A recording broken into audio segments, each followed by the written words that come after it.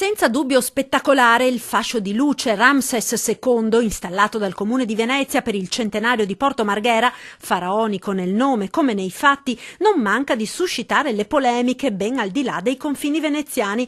Con i suoi 12.000 metri d'altezza, l'enorme faro, visibile da mezzo Veneto, sta suscitando la rivolta, oltre che dei mestrini, anche degli astrofili della Marca. Nel vittoriese, Silvano Tocchet, presidente della locale associazione Astrofili, ha avviato una petizione che in pochi giorni ha già raccolto migliaia di sottoscrizioni. Io personalmente ho lanciato una raccolta di firme, una campagna di raccolta firme che è arrivata ad oltre 6.000, quasi 7.000 firme questa mattina soltanto in 4 giorni.